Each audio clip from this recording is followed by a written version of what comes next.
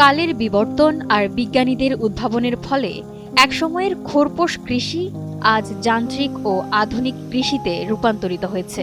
জমি চাষ, সেচ, পরিবহন এবং মাড়াই থেকে শুরু করে সবখানেই এখন যন্ত্রের ব্যবহার।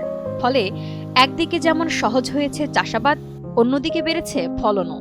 তবে যান্ত্রিক কৃষি জ্বালানি তেলের উপর নির্ভরশীল হয় চলমান পরিস্থিতিতে বিপাকে পড়েছে কুষ্টিয়ার কুমারখালীর কৃষি ও কৃষকরা। গাড়ির তেল মিলে বন্ধ হয়ে গেছে। পাম্পে গেলি পারে ধরেন সারাদিন তাই করি না করি, সন্ধ্যার সময় করে সন্ধ্যার সময় তেল দেবো।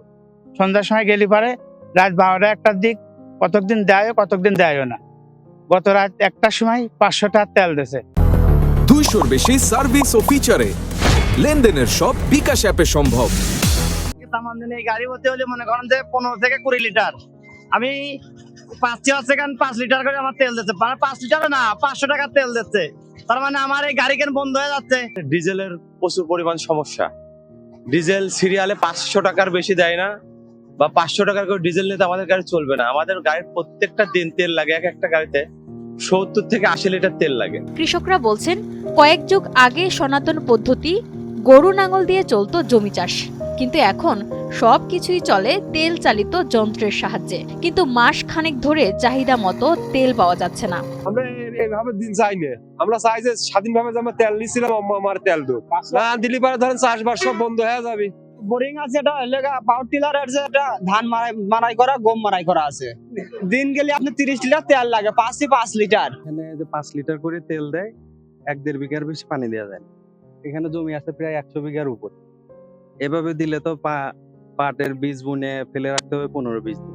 সনাতন পদ্ধতিতে চাষাবাদ করে বর্তমান সময়ের চাহিদা পূরণ করা সম্ভব নয়। তাই কৃষি নির্ভর দেশের কৃষক ও কৃষি বাঁচাতে চাহিদা মতো তেল সরবরাহের দাবি জানান কৃষকরা। পাম্প থেকে আমাদের তেল দেওয়া হচ্ছে না, এই জন্য আমরা কৃষি অফিসে আসছি, দেখি ওনারা কি বলে।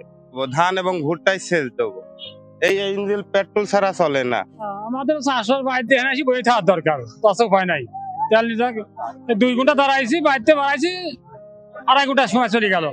আমি টিলার মেশিন চালাই, 5 টাকা তেলে কি হয় কম। জমি একদিনে 4-5 বিঘা জমি চাষ করে, সেটা 1 বিঘা করা যাচ্ছে। এই 5 লিটার নিয়ে সরবরাহ কম থাকায় চাহিদা মতো তেল দিতে না পারার কথা স্বীকার করছেন ফিলিং স্টেশনের এই কর্মকর্তা। 500 টাকা 1000 টাকাও তেল দিচ্ছে কোনো কৃষকের। গতকালকে সারাদিন তেল দিছে 296টা ঢপের তেল দিছে 1500 টাকা করে।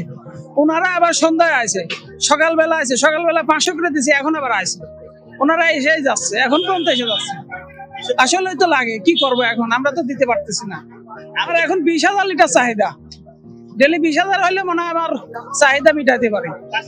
5,000 6,000 মাসিক পাতাম 1,30,000 ডিজেল, আর পেট্রোল পাতাম 60,000, অকটেন পাতাম 30,000 এরকম। এখন যদি সবই 3 ডবল করে দেয়, তারপরে কুল নাই, কারণ অস্থিরতা মানুষের ভিতরে, একটা আতঙ্ক আছে, তেল পাওয়া যাবে না। না, আগের মতো এখন দিচ্ছে না, আগে সাথে কম দিচ্ছে এখন। আর কৃষিবিদরা বলছেন, যান্ত্রিক ও আধুনিক কৃষি সচল রাখতে তেলের বিকল্প ভাবতে হবে এখন, অন্যথায় খাদ্যসহ চরম অর্থনৈতিক সংকটে পড়বে দেশ। আমাদের বাংলাদেশের কৃষিটা আমরা জানি যে খরপোশের কৃষি থেকে দিন দিন আধুনিক কৃষিতে রূপান্তরিত হচ্ছে। আধুনিক কৃষি যখনই হচ্ছে তখনই আমাদের বিভিন্ন ধরনের যন্ত্রপাতির ব্যবহার অটোমেটিক্যালি এটা বৃদ্ধি পাচ্ছে। আর এই আধুনিক যন্ত্রপাতি ব্যবহার করার জন্য আমাদের জ্বালানির প্রয়োজন হচ্ছে। জ্বালানি সেটা হতে পারে কি জীবাশ্ম জ্বালানি বা বিদ্যুৎ। আমরা এই মুহূর্তে প্রতিনিয়তই মাঠে কৃষকদের সাথে কাজ করছি, কৃষির বিভিন্ন সমস্যা সমাধান এই বিষয়ে কৃষকদের সাথে কথা বলছি, জানছি। এক্ষেত্রে দেখতে পাচ্ছি ডিজেল সংকটের কারণে তারা বর্তমানে এবং ভবিষ্যতে যে সমস্যার সম্মুখীন হচ্ছে, সেক্ষেত্রে বিদ্যুৎ অথবা সৌরশক্তির বিষয়ে যদি সরকার আরো বেশি পদক্ষেপ নেয়, এই বিষয়ে নতুন নতুন উদ্ভাবন বা নতুন নতুন গবেষণা সেক্টর তৈরি করে নতুন প্রযুক্তি যদি নিয়ে আসে, তাহলে হয়তো এই তেলের পরিবর্তে আমরা নতুন কিছু পেতে পারি কৃষকদের জন্য। কৃষিবিদ হিসাবে আমার যতটুকু চিন্তা ভাবনা যে আধুনিক যে কৃষিটা অবশ্যই কিন্তু যন্ত্র নির্ভর, এবং যত টেকনোলজি আছে এগ্রিকালচারে, এই টেকনোলজিগুলো যন্ত্র ছাড়া অথবা যন্ত্রগুলো চলে তেলের মাধ্যমে, এটা ছাড়া চলা কিন্তু অসম্ভব। দেশের অর্থনীতির উপরে তো একটা বড় প্রভাব পড়তে পারে, কারণ আমরা কৃষি নির্ভর দেশ, আমাদের দেশটা পুরাটাই কৃষি নির্ভর।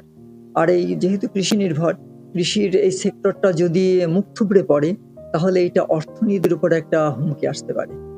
তা এই জন্য আমাদের এখনই বিকল্প রাস্তা ভেবে রাখা দরকার। তবে সরকারি কর্মকর্তারা বলছেন, বৈশ্বিক কারণে জ্বালানি তেলের সমস্যা থাকলেও কৃষি বাঁচাতে কৃষকদের অগ্রাধিকার ভিত্তিতে দেওয়া হচ্ছে তেল। উপজেলাতে প্রায় 18,240 হেক্টর আবাদি জমি রয়েছে। তার মধ্যে এবছর প্রায় 5,650 হেক্টর জমিতে বোরো ধানের আবাদ হয়েছে। আমাদের পাটের লক্ষ্যমাত্রা ধরা হয়েছে প্রায় 4,878 হেক্টর জমিতে এবং আউশ ধানের লক্ষ্যমাত্রা নির্ধারণ করা হয়েছে 6,250 হেক্টর জমিতে। তাছাড়া অন্যান্য ফসল রয়েছে, বিশেষ করে তিল, তারপর হচ্ছে সবজি, সব মিলে আমাদের প্রায় 18,240 হেক্টর জমিতে আবাদ হয়ে থাকে। কৃষি আধুনিক যুগে প্রবেশ করেছে। আপনার জমি চাষাবাদের জন্য প্রয়োজন হয় হচ্ছে পাওয়ার টিলার অথবা ট্রাক্টর, এবং সেচ ব্যবস্থাপনার জন্য প্রয়োজন হয় হচ্ছে ডিজেল অথবা পেট্রোল চালিত যে পাম্পগুলো রয়েছে এবং হচ্ছে বিদ্যুৎ চালিত যে পাম্পগুলো রয়েছে, সেই পাম্পগুলো প্রয়োজন হয়। এবং ফসল মাড়াই এবং রোপণের জন্য এবং কর্তনের জন্য আধুনিক কিছু যন্ত্রপাতি আমাদের কুমারখালী উপজেলাতে বিদ্যমান রয়েছে। তেলের সংকটটা শুধু কুমারখালীতে না, এটা পুরো বাংলাদেশ, এমনকি পুরো বৈশ্বিক একটি সমস্যায় পরিণত হয়েছে। তারপরেও প্রতিটি আমাদের পাম্পগুলো যেগুলো আছে, তেল সরবরাহ আছে, কিন্তু সাধারণ কিছু মানুষের মধ্যে একটা তৈরি হয়েছে তেল মজুত করার। তো আমরা চেষ্টা করছি এই সংকটটা দূর করতে। এই সংকট যদি আমরা দূর করতে পারি, তাহলে আশা করছি কৃষকরা তেলের সমস্যায় ভুগবে না। কৃষক বাঁচলে বাঁচবে দেশ, টিকে থাকবে দেশের অর্থনীতি। তাই তেলের উপর নির্ভরশীলতা কমিয়ে যান্ত্রিক কৃষিকে এগিয়ে নিতে নতুন নতুন উদ্ভাবনের কথা বলছেন কৃষিবিদ ও কৃষকরা।